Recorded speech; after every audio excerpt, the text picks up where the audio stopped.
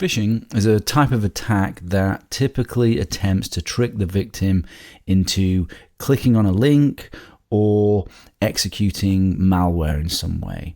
It can be an attempt to compromise a device, to steal sensitive information, passwords, usernames, PINs, credit card numbers, as well as try to gain access to online accounts. Pretty much all of the things you don't want to happen can happen through phishing attacks. And phishing is one of the most successful and common types of attacks because it is easy to perform, cheap to set up, and it yields good returns for the attackers. So you really have to watch for it. In working for big corporations, even with repeated security training to wise people up, no matter what the company I've consulted to, about 30% or so of people continue to be fooled and click on things that they shouldn't. And funnily enough, some countries are worse clickers and some are better clickers on a consistent basis. But no matter what, people just seem to not be able to be trained out of not clicking on the things that they shouldn't click on. Phishing is typically carried out by sending fake emails or instant messages as well that direct the victim to a fake site that often resembles the legitimate site. It is a form of social engineering, or in other words, it's an attack against human weaknesses, and it relies also on the lack of defenses that web technologies inherently have in order to do the attack. So, for example, email does not authenticate or digitally sign the sender, so there's no guarantee of who it's come from. If there was, then this problem would be reduced. Because emails can be easily spoofed to look like they've come from a legitimate source, phishing attacks take advantage of that trust that you believe it's come from that person, or at least it can do. Generally, phishing attacks are done en masse, so they send out thousands or millions of emails, and those email addresses have been harvested from the internet, or sometimes they've been harvested through hacking websites, sometimes from the fact that people have publicly disclosed them on forums or other things like that, and even from guessing at what the address is. So if you, for example, had, John at a domain name, John at Hotmail or something like that, this would be an unusable account because of the amount of spam and phishing emails that it would get, because spammers target common names in combination with domain names. You do also get mass email attacks on certain businesses as well. But if it is a specific and targeted attack, we call that spear phishing, if you're targeted individually. Let's look at some techniques used to perform phishing attacks in order to try and convince people to click on them. So the big one that they use is what's called link manipulation. This is a simple phishing email that you can see here in front of you that I put together. I've sent it to a Ghostmail account to illustrate the techniques that are used. The Ghostmail service is no longer available actually, but that's not important as it's serving here as an example only. The examples I show can apply to all email services. Here I'm faking links to Google and to Microsoft. So if we just zoom in here. So the first technique that they use is subdomains and misspelt domains. Now if you look at these three examples here, so you can see here that this is the real domain, and this is the domain it's trying to convince you that it's actually from. And a slightly different technique being used here. So that is obviously the real domain. And then this is using subdirectories in order to look like Google. This one's using a subdomain, this one's using subdirectories. And this one, Microsoft, can you notice what's wrong with that one? You probably can, because we're zoomed in, which is here. We've got an R and an N instead of an M. Let's have a look at some other examples. So these are live phishing links that are right now attempting to convince people to click on them. So you can see here, this is actually an Australian bank, and it's attempting to convince people that this is the domain, when in actual fact we can see here that this is the real domain. Let's see if there's any other clever ones, or well, they're not really that clever, but let's see if we can find any other examples. So you can see here's another paypal.co.uk. So the real domain is this. So it may be tricky to understand as I've gone through this which are the real domains, depending on your experience. So the real domain is the one that is to the left of the high level domain. That's the high level domain, and that has no slash to the left of it. High level domains are things like .com, .net, .org. If you look at my example here, that isn't legitimate because it has a slash to the left of it, which means it is a subdirectory. Real domain is the one to the left of the high level domain and that has no slash to the left. So that has a slash to the left, so it must be this one. The next sort of technique of link manipulation is what's called IDN homographic attack. IDN is the internationalized domain name standard. So you can see a couple of obvious ones, but again, they're not always obvious.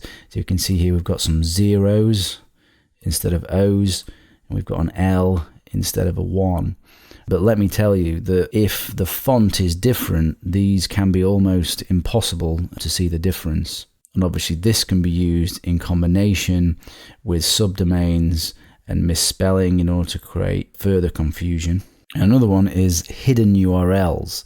So using HTML A tags to hide the real URL. So you can see here we've got click here, so you don't know what's behind it, but if you look down there at the bottom, you can see that it's going to google.com.stationx.net, and this one we can see is actually going to google.com.stationx.net, so not at all going to where it alleges to go to. So I click there, you see, don't go to Google at all. Obviously this could have been an attack site. So the way these work, these hidden URLs, is essentially it's just HTML. It's really, really not complicated at all. So you can see here these, this is the raw HTML here that has created these links that I sent in the email. Email is made up of HTML nowadays anyway. It's text and HTML, and the email clients render the HTML just like browsers render HTML. So you can see here what I have is I've represented google.com as what you can see in the email, but actually the real link is here. And of course, if we use all of these in combination, this is why people click on the links, because they can be fooled. It's easy to see why people get fooled. I mean, there's all sorts of nonsense in here that your lay person is just not going to understand, and they are going to click on them. Now, if we go back to the email, if we hover over the email, we can right click and copy link location. Now, depending on your browser, that may reveal the correct URL, but not always.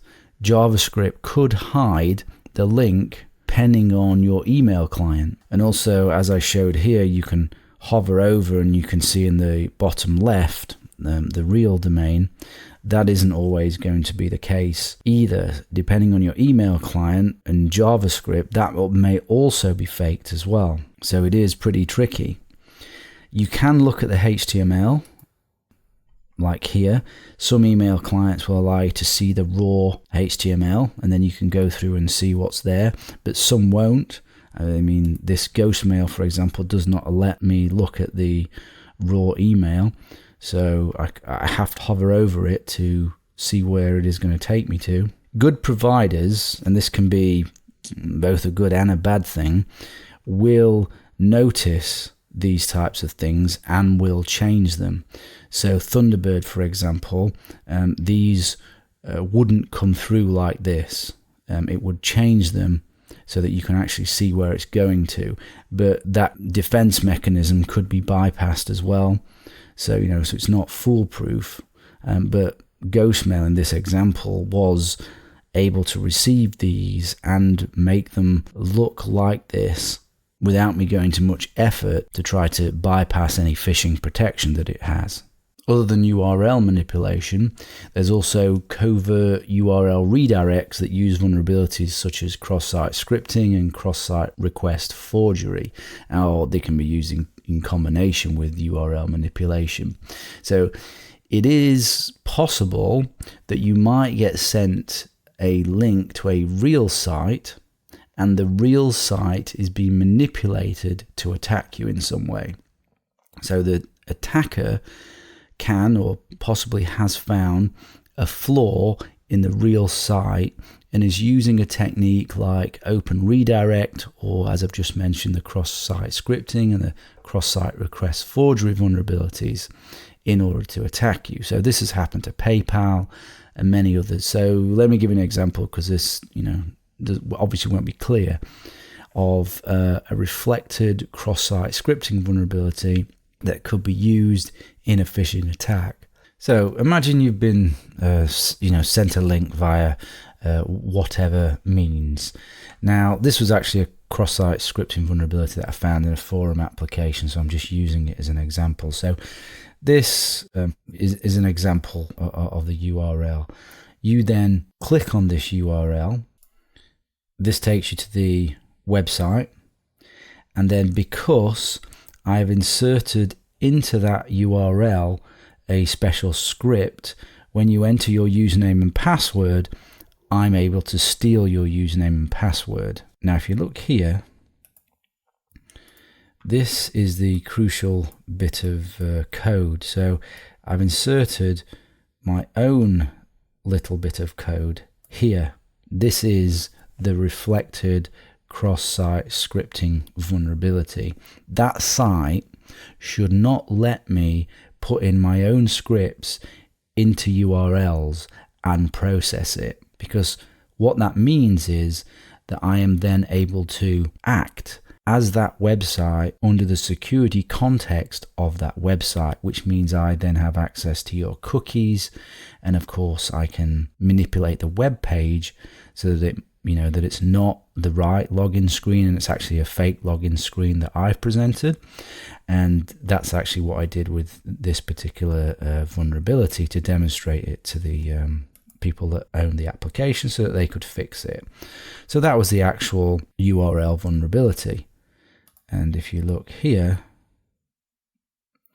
there I'm inserting in a special, what's called an iframe, in order to put up a fake login screen and able to take the usernames and passwords. So that gives you an example there. If there's vulnerabilities in the website, these cross-site scripting vulnerabilities, these open redirects, then the phishing attacks can be even worse. And to finish up on phishing, there's a couple of variants of phishing, and that is Vishing and SMShing. So Vishing is phone or voice phishing, and SMShing is SMS phishing, or sending text messages. So this is attempting to call or text you in an attempt to compromise your device in the same way as you do with phishing, so steal sensitive information, passwords, usernames, credit cards, all of the bad stuff. There are many examples, a common one being pretending to be from Microsoft, telling you that you have a virus on your machine. Can they help? Please download and install this totally legitimate software, which is then, a Trojan or something like that. Again, my mother has had a couple of these calls from guys from India pretending to be from Microsoft. These calls do work on enough people that's why they continue to do them. And actually, if you look on YouTube, you can actually see a lot of people pranking these people when they're being called by them. So those are quite funny to watch. So Vishing is phone-based cons, SMShing is text-based cons. And that's phishing.